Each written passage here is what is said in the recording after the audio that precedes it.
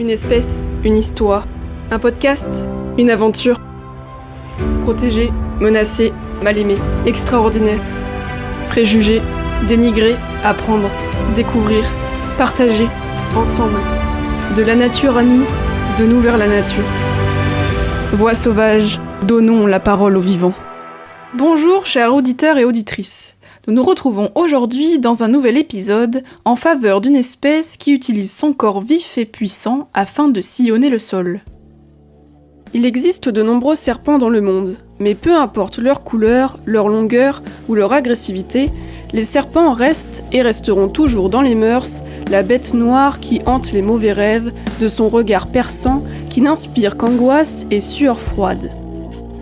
Pourtant, aujourd'hui, nous partons à la découverte d'une espèce présente dans notre beau département de la Dordogne qui trompe parfaitement son monde grâce à son apparence. Arborant la couleur d'une vipère, mais ne possédant pas de crochet venimeux, la couleuvre vipérine a tout pour impressionner.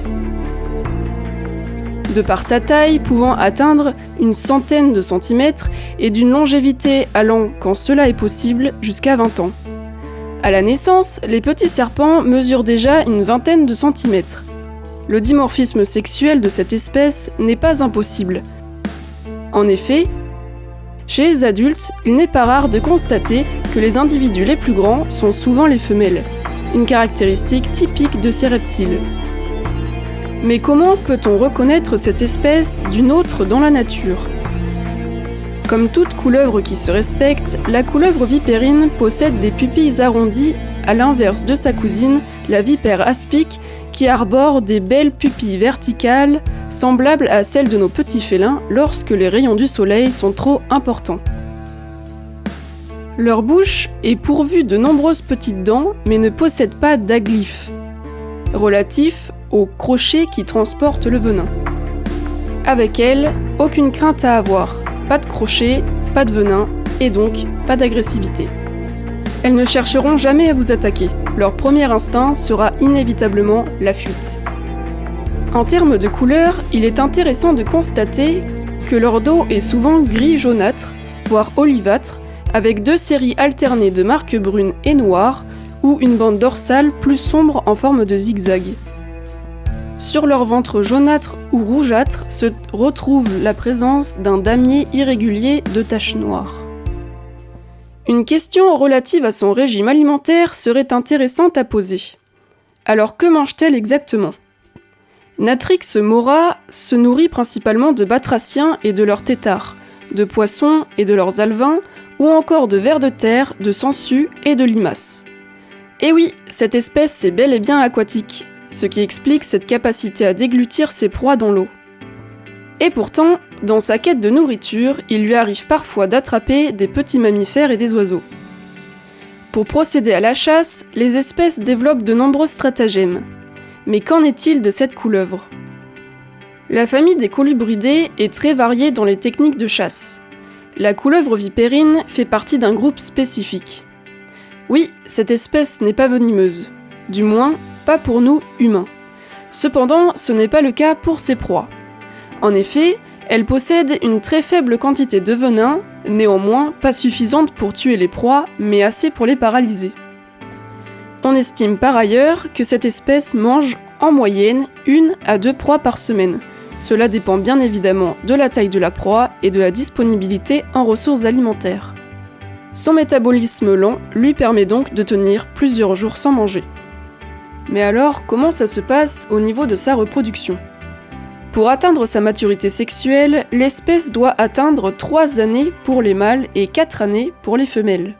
L'accouplement a généralement lieu au début du printemps lorsque les températures redeviennent plus douces et que la nature reprend peu à peu des couleurs et de la vigueur. Il n'y a qu'une ponte par an, généralement durant le mois de juillet. Cette ponte donne entre 4 à 20 œufs blancs d'environ 30 mm de long pour un diamètre de 16 mm. Les femelles les déposent soigneusement dans un endroit chaud et humide, tels que les trous et galeries dans le sol, les racines d'arbres ou dans la terre meuble des talus. L'incubation des œufs dure de 45 à 75 jours. Les jeunes éclosent d'août à octobre. D'une taille d'environ 20 cm, ils se rendent directement à l'eau où ils se nourrissent de larves de poissons et de batraciens. Dans la nature, il est très commun de voir Natrix nager en surface avec la tête hors de l'eau. En cas de danger, elle n'hésite pas à plonger vers le fond où elle peut y rester de 15 à 20 minutes. Hors de l'eau, quand le danger daigne rester trop près d'elle, elle adopte une posture de défense consistant à rendre sa tête davantage triangulaire, la rendant alors identique à la vipère, une méthode pour laquelle elle peut être fière due au succès que cela engendre.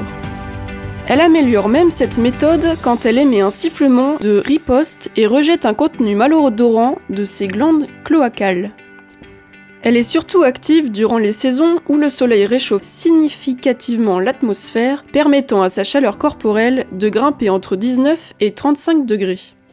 Elle mue 2 à 5 fois durant la période active et hiberne d'octobre à mars-avril dans les galeries souterraines. En termes d'habitat, cette espèce aquatique habite donc généralement dans les endroits peu éloignés de l'eau, comme les bords des étangs, des mares, des rivières, des fossés, mais aussi des prés inondables. En outre, il lui arrive néanmoins de s'éloigner de l'eau, quelquefois de plusieurs centaines de mètres.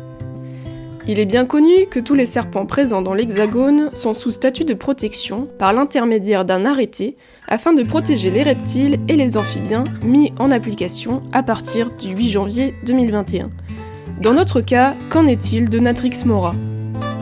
Cette couleuvre est protégée par la loi sur la protection de la nature du 10 juillet 1976 et par arrêté du 22 juillet 1993, qui vise à interdire sur tout le territoire national et en tout temps la destruction ou le retrait des œufs et des nids, de détruire, de mutiler, de capturer ou encore d'enlever, de naturaliser, qu'ils soient vivants ou morts, de transporter, de colporter, d'utiliser, ainsi que de la commercialiser.